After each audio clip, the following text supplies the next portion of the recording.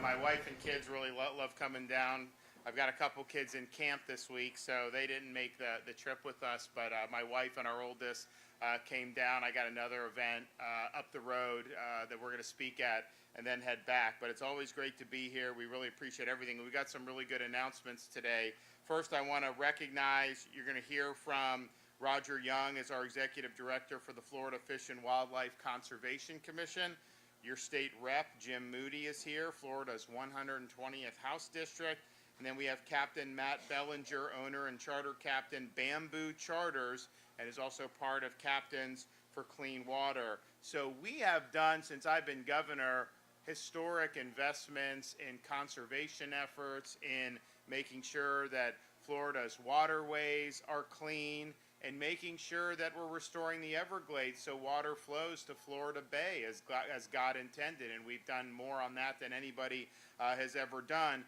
We're proud of all of that. But one of the things we've done that's really impacts the Florida Keys is our focus on coral reefs and supporting the restoration of reefs, the protection of reefs. So we've been able to do more than any administration in history with respect to that. And of course, it's not just in this part of Florida. I mean, we have reef going all the way up to St. Lucie Inlet, but this is something that we put a lot of emphasis on. So in March, I did $9.5 million through our Coral Reef Restoration and Recovery Initiative to support academic and private partnerships that will help safeguard Florida's coral reef. And last year, we invested a record $47 million for coral reef restoration and for coastal protection. I think when I became governor, you're talking about a few million was going into that.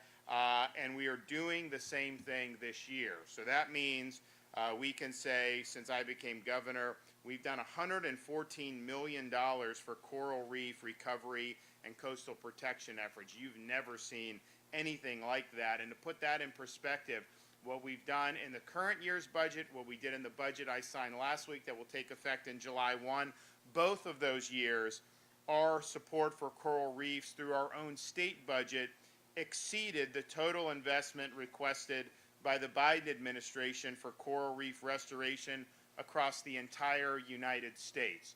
And, they're spending money on everything. I mean, they spend billions of dollars to create like 3 charging stations, for electric vehicles. I mean, it's crazy. So we're actually doing things that impact the state of Florida, I think, in a very, very big way. So these reefs are an important part of the ecosystem here. It's a part of our state's ecology. It helps protect against storms.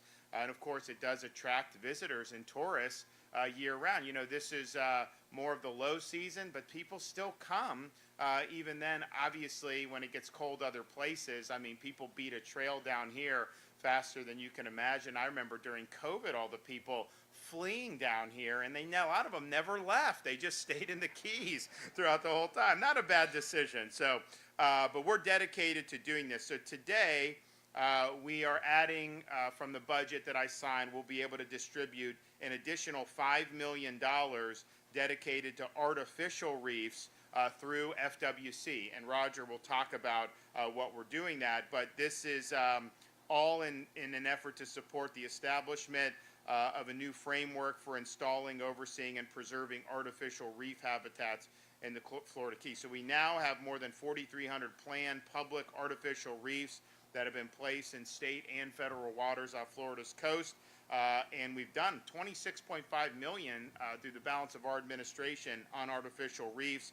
So I'm proud that we've been able to do that. Now, and there's a couple other things I'm going to announce, but on the budget stuff, we're doing all of this with record funding for environment and conservation efforts. We've done record funding for transportation and infrastructure. We've done record funding for education, both K-12 and higher education. And Florida, for the second year in a row, has been ranked #1 overall in education by U.S. News and World Report. Some of the infrastructure things that we've done, adding additional money so we can accelerate projects. Some of these projects weren't even supposed to start until 2030, 2035. So we're now going to be able to break ground quicker, and we're going to finish them 7 to 10 to 15 years ahead of schedule. When has government ever done something ahead of schedule? That's just not the norm of what we're doing. So these are really significant investments. We're using taxpayer dollars prudently, but these are by far the most substantial investments that we've ever done. However, even though we're doing that, even though we're dedicating taxpayer resources to things that are really important in a major historic way, the budget that I signed last week still actually spends less than our current year budget. Who is reducing spending overall throughout this country? Not very many people. And included in the budget is money to do accelerated debt repayment. So we now have the lowest per capita state debt of any state in these United States. And we've paid down 36% of Florida's total taxpayer-supported debt just since I've become governor. So we're going to do a lot more than that over the ensuing years.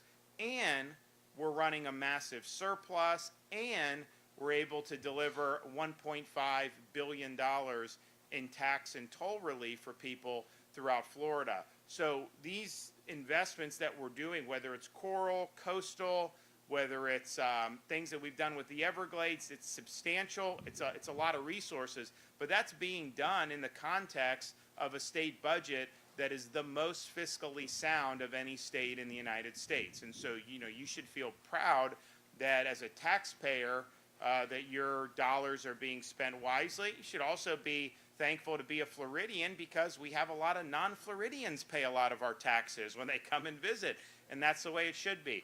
So we've really done this in a good way, and I don't think our state's budget has ever been in a better shape. And if you remember, when I came in first year, I think there was like a few $1 billion in surplus. Now we're going to be over $17 billion in surplus. We've tripled or maybe even quadrupled our rainy day fund. So there's been a lot that's been done. But if you go back a few years ago, especially when COVID, everyone said, we were going to have like massive financial problems, weren't going to be able to do all this, and it turned out just the opposite. It turned out that with good leadership and prudent decision making, that you can do well. So, I look and see in Washington, they're now projecting another annual budget deficit of $2 trillion. Used to be, you wouldn't even, our federal government, even 50, 60 years ago, was spending, tens of billions of dollars on a year. Now that the annual deficit is close to $2 trillion. And of course, that's really been the number one reason why you've had prices increasing and inflation on everything that people need to be able to live their lives. So we're proud of the investment, but we're also proud that we're able to do that overall in the context of a budget that is really sound, very responsible, and protective of taxpayer money. So that's the first thing. The other announcement that we're going to do is we have done different things and made a lot of efforts to deal with invasive species. One of the things we do in the Everglades is go after the Burmese pythons. We have python challenges. We have a lot of people taking a lot of these out. It's tough because they replicate so quickly. And so there's new things. We put a lot of resources in to do that. But another issue that we've been dealing with in Florida for many years now is the lionfish, and how lionfish are very, very invasive, how they're really wreak havoc on the ecosystem. So we currently have underway our annual Lionfish Challenge. I know a lot of people are participating in that. This Lionfish Challenge started in May. It runs till September 2nd, 2024. Now, this is a way for the public to be able to engage in conservation by bringing in as many lionfish as they can to win prizes. They'll also be contributing to protecting our natural resources. You can register in one of two categories if you want to do it, recreational or commercial, and registration is very easy. You just go online to fwcreefrangers.com, fwcreefrangers.com. So since 2014, the state of Florida has overseen the removal of over 1 million lionfish from our oceans, and we need to do more. Now, you do get prizes if you win. So normally participants who are over 25 lionfish or for commercial 50 pounds get rewarded with the ability to harvest an additional spiny lobster every day from state waters during the 2024 sports season. I know a lot of people appreciate that. Well, we're going to up the ante. So this year, for those who reach those benchmarks, you get to harvest 2 lobsters per day for spiny lobster season, and I know a lot of people will really be appreciative of that. So thank you for your efforts there. We want to make sure that that we do all we can to remove the lionfish. Now, speaking of lobster season, I'm happy to announce, so we have our annual 2-day mini lobster season on July 24th and 25th, and of course our main season runs and will again from August 6th through March 31st, but we have those 2 days where you're able to go in and participate. But, you know, we've got a lot of tourists that come to do that, which is fine. I mean, look, it's good for restaurants, it's good for hotels, all these other things, but we also want to make Floridians make sure that they have adequate opportunity. So I'm happy to announce that we are adding an additional day for our mini lobster season. It'll be Sunday, July 14th. But this will give preference to Florida residents. So the July 14th date will be only for Florida residents, where you'll be able to go and participate. So I hope everybody is able to do that, and I hope they have fun with it. And again, as always, we will have regular lobster season open in August and run through the end of March. So we're excited about that opportunity. We're excited about what's going on down here. Look, we're a very big, diverse state. We've got a lot of differences in terms of parts of the state. You know, some have beaches, some over here. There's this, but the Florida Keys are really a unique jewel for the state of Florida. It's a neat place to be. People down here in Monroe County, and I know we've dedicated a lot of resources to be able to help with issues as they've come up down here. You can count on us to continue to do that going forward. So with that, I'm going to bring up Roger Young, who's the Executive Director of Florida Fish and Wildlife Conservation Commission.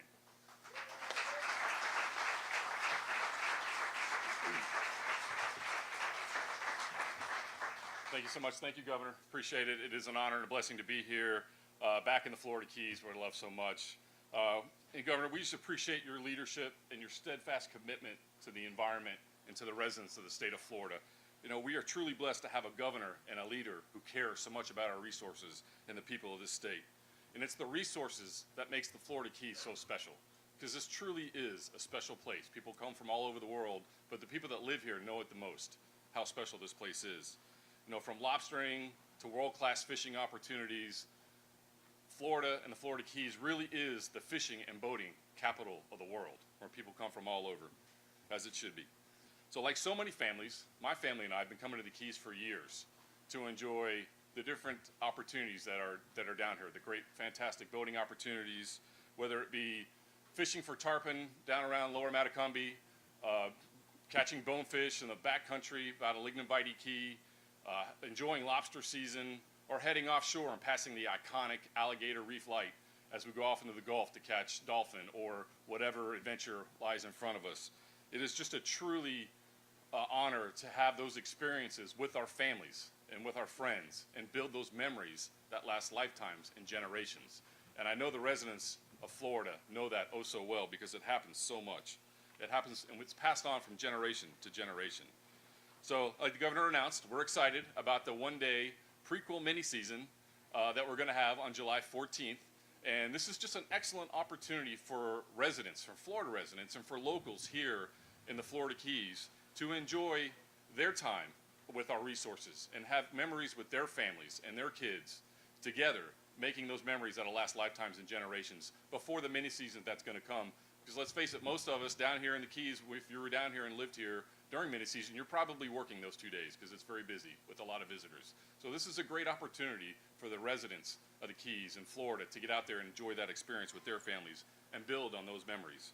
And because of strong management from the state, this resource, this allows us to provide this opportunity to our people and to for this fishery. So we're really excited about that. And thanks to our staff for being so diligent on that. And thanks again, Governor, for prioritizing the environment through historic funding for future generations so they can enjoy the same recreational opportunities that my family and that so many families have had through the years. And with your support, we will continue the important work. And there's a lot of important work out there. You know, we're working to promoting, like the governor said, the removal of invasive species like lionfish that negatively impact our waters with the lionfish challenge that's out there. And also with the coral reef restoration, such important work that's being done by our members, our staff members, and our biologists at the Florida Research Institute, the Fish and Wildlife Research Institute, along with others that are helping with that issue. And we're doing all we can and we really appreciate that funding to augment the artificial reefs that so benefit our aquatic habitats, and we can't thank you enough for that. And continuing on to the work with that mission of the FWC is the actual mission of the FWC, which is managing fish and wildlife resources for their long-term well-being and the benefit of the people. And as we say that while we work at the FWC, a lot of times we focus on the front end of that, is the long-term management of the resources. But what we forget about so often is the benefit of the people, and that's what is so important. And that's what we're trying to do is we match those up so we can manage those resources for their long term, but also make sure our families in Florida and our residents and our visitors are enjoying that experience for future. So again, special thanks to our FWC staff that work so hard to be able to have these opportunities all over our state, but especially here in the Keys where we have so many issues with some of our species that they've been working diligently and so hard. And a special thanks to the FWC officers around the state, but particularly here in the Keys, who work so hard to protect paradise. We appreciate what they do. And again, Governor, thank you for the unprecedented support for law enforcement across this state and the residents, and for the protection and the support for the protecting of our resources. We greatly appreciate it. Thank you. Okay.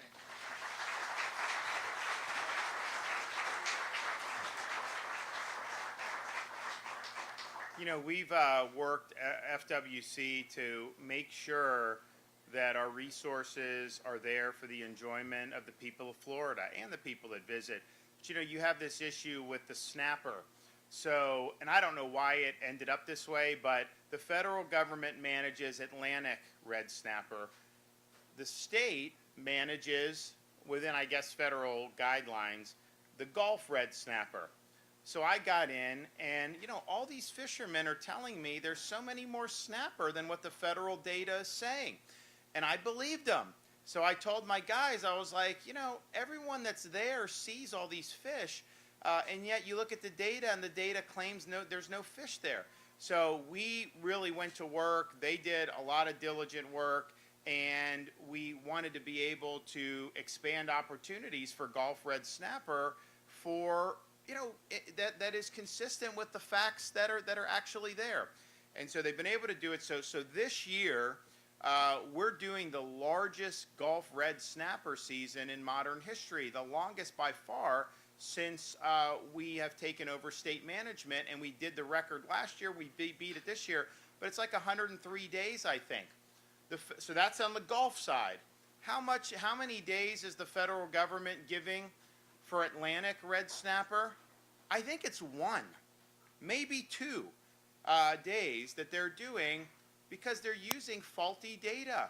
There's way more fish in the sea than what they're saying. We've shown that with what we've done in the Gulf, but I just think it's important that our agencies are really drilling in and doing the good work, and FWC really did that so that we've been able to deliver. And this is a huge thing for people, particularly in Northwest Florida, particularly on our Gulf Coast, to be able to go out and do that. And I know there's a lot of anglers chomping at the bit to be able to have a more realistic season in the Atlantic, but the federal government, you know, they're just basically saying no, no, no, and they're relying on a lot of really faulty data. So I think FWC has done a lot of great stuff for the people of Florida, but that contrast between Gulf red snapper managed by the state 103 days, Atlantic red snapper managed by the federal government in like 2 days, one or 2 days. You know, that really just shows you the difference between how Florida does things and how the federal government does things. Okay, Jim.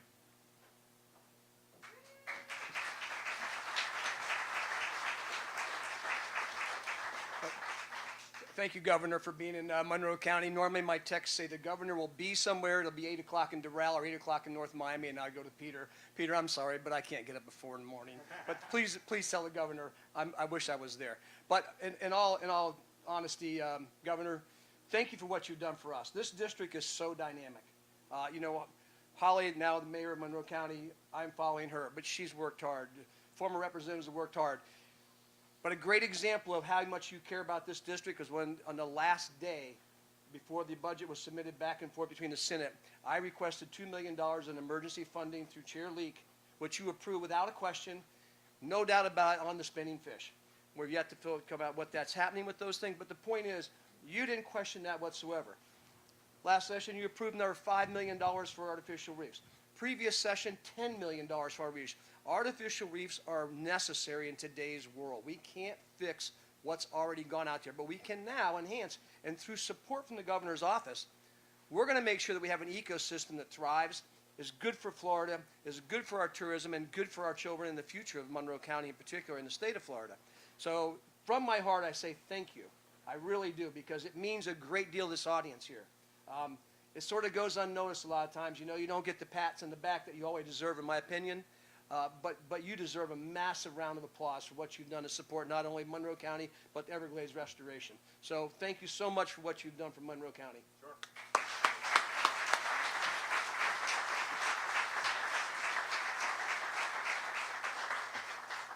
Okay, Matt, come on up.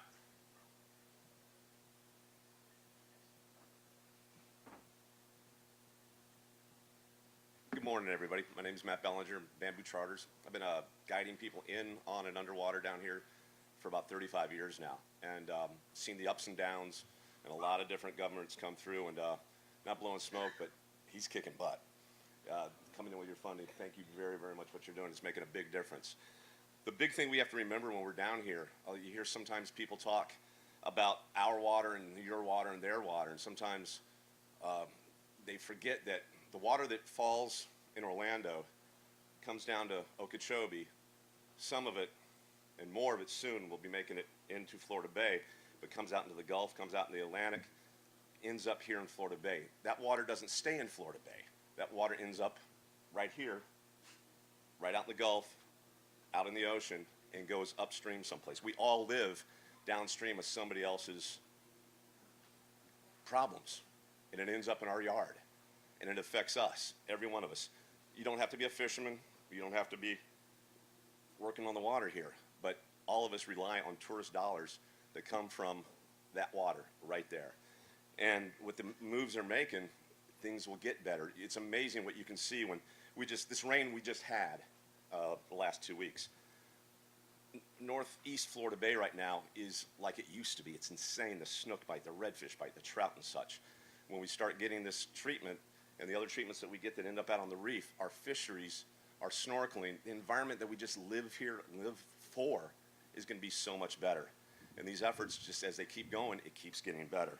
But the big thing to remember is we're all downstream from somebody else's problems, some other waste that might make it here. When these guys take care of things, you do see a huge difference. It makes a big difference. Florida Bay and the Everglades, when it sneezes, the rest of our environment, it catches a cold. It gets sick, and you can see it happen. But again, with these efforts, we just got to keep going. The local economy will keep going. It'll get better. More people want to come here. Our prices of our properties will keep going. If our bay dies, if the Gulf dies, our property prices are going to fall through the ground. That's not a good thing. But the thing to remember is there was a long time ago, there was a rhyme. It was called the Rhyme of the Ancient Mariner, and I'm just going to cut to it real quick. He says in it, water, water everywhere, and nary a drop to drink. Think about that. With the efforts that these guys are making right now, we're not going to have to worry about having water to drink and water to enjoy down here. Thank you. All right.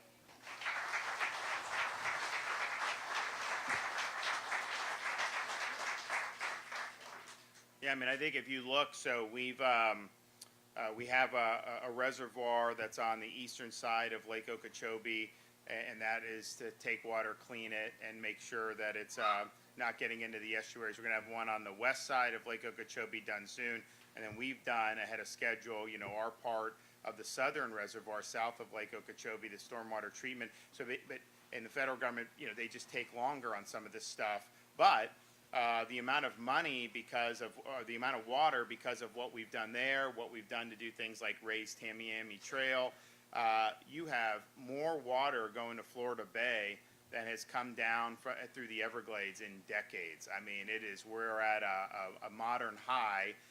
because, you know, a lot of what nature and God intended was changed by man over the years. And so we're helping to restore the flow, and we've come a long way. We're gonna keep doing more. But when we started doing this and we got some of the stuff, and obviously we got big funding the first year, 2019, but it takes some time to get the projects going. But as they started doing it, they would see a difference in the salinity levels in Florida Bay, and really positive differences there. I mean, I've heard fishermen say things are looking better. So that's really important. And you know, yeah, it ties into the economy. It ties into tourism. Although, you know, I do have Floridians from time to time tell me saying, like, you know, we have enough of, everyone wants to come here. You know, we want our little space sometimes. Well, you know, I'm not asking anyone to move here, but it's just, I think people look out their options who have the wherewithal to move. And a lot of times they have greener pastures down here. But so a lot of it's economy, but a lot of it is just, you know, this is the right thing to do. We have responsibility to turn over Florida to God better than we found it. And that's what I said I would do my first day in office, and that's what we've continued to do. So we've had a historic run here with the conservation efforts. Obviously, we got a lot more to do, but I'm really pleased with the progress. The legislature has been great in supporting these efforts. And it used to be, people thought when we first came in, we had a big agenda, that it just wasn't achievable because that just wasn't how people had done business. Now we're at the point where pretty much everyone's like, yeah, we got to keep this stuff going. It's been effective. So I'm excited about that. All right, we got any questions back there? Governor, I have two questions. My first question is about coral restoration. We've spoken to some biologists who are working on that right now. We're super grateful for the funding. They're doing a lot of the work. There's worry this year that we're on track to have waters as warm as we did last year, which is what bleached a lot of the coral. Are you worried that there's just going to be now sort of an outflowing of necessary money? Well, look, I mean, we obviously can't control the temperature of the water. I mean, but I mean, the reality is, you know, we look to see issues and we try to address them. Now, sometimes resources are important. Sometimes there's policy changes that need to happen. But in this case, I think it's something that the investment's been important, and I think it's something that we want to continue to do. And it's something that you're planning to do. It does. Okay. The other question is, we just learned today, and this is off topic, forgive us, that the Citizens Property Insurance Group voted unanimously this morning to recommend raise the 2025 rates. Can you talk about that? So first, so 2024, obviously we did a lot of reforms in 2022 at the beginning of 23, and we said it's not just going to happen overnight. It takes time for the market. So we've had 8 new companies enter the market, which they're leaving other states, you know, like California or whatever. They're actually coming into Florida, putting private capital in to offer policies. Citizens has depopulated pretty significantly as a result of that. But interestingly, you got a chunk of people on Citizens who got on private and actually got lower rates on private. So Citizens is usually below actuary, and I think that's true mostly. But in this case, there were things they've done. We've had 10 companies file for no increase in rates for the 2024 year, and there have been 8 companies that have filed for a decrease in rates. Now, not 25% decreases, you're talking about 0.5% here. But if you look at what had been happening when the market was really destabilized, you know, you have that. Citizens increases are capped statutorily by the legislature. And so whatever Citizens has had over the last few years has not been as much as what you've seen in the private sector until, I think, you know, now you're starting to see with the private market those rate filings. So that's what the rate filings have shown. I think the 90-day average for rate filings has averaged a 1.6% increase. You know, for example, you go back 2 years, it was much higher than that. And the only reason you're seeing companies come into Florida, the only reason you're seeing those types of rate filings in the private market is because that we did reforms to bring some sense to this market. And we'll know, I think by the end of this week, beginning of next week, what the reinsurance rates are going to be. So someone sells you an insurance policy, that company then turns around and buys reinsurance in case of catastrophic loss. Those companies are international companies. They're not just local companies, but they had been, We saw 2 or 3 years ago really big reinsurance increase, which if they're increasing the rates they're charging the primary carriers, that is going to be passed on to policyholders. That's what happens. So then we did a big series of reforms about a year and a half ago, and the reinsurance were supposed to go up 50%. Instead, they went up 25%, which is a lot. But had we not done anything, that would have gone up even more.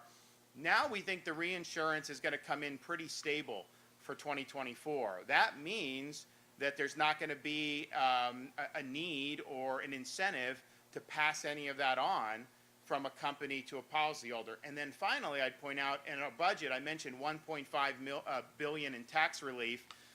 $500 million is traditional sales tax holidays, back to school, disaster preparedness. July is our Freedom Month, so no sales tax on outdoor recreational items and concert tickets, things like that. We have a tool tax holiday. It's all important. We have almost $500 million on toll relief. People, and it may not be as pertinent in the Keys as it is in some other places, but you know, like Miami, Orlando, people going to work, they're getting hit with tolls left and right. Any commuter now can qualify for a 50% reduction monthly basis in tolls, and that's almost $500 million. But the biggest chunk we did in the tax relief was over $500 million in reducing taxes and fees that are on people's homeowners policies. And the insurers have to put it on there so that you see the deduction. And our goal was, you know, we want to reduce those, and we want that relief to go to people's pockets. We don't want it to go, you know, to the insurance company's kitties. And I think we structured it in a way where that's going to be very transparent, and they're going to have to show the deduction in the various taxes and fees that go on the different policies. But we still are in a situation overall, this affects all insurance, it affects everything you buy. You know, we still have inflation increasing in this country. They say, oh, the media, oh my gosh, are they trying to spin a tale? It's all to help Joe. But that's what they're doing. They're trying to say inflation is down so sharply. If inflation was 9% a year and a half ago, and now it's 3%, understand, those old prices haven't come back, the lower prices. It all builds up on top of that. So if you had 9%, 8%, 7%, that continues to build. You know, we took our kids through the McDonald's drive-through. I mean, we got some Happy Meals, couple other things. I mean, it was like $50-some for everything we got for a family of 5. And my wife and I didn't really get that much. So it's just, you see that in everything you do. The number one item that has increased in the last year in our inflationary environment nationwide has been auto insurance. It's going up like 23-24% over the course of a year.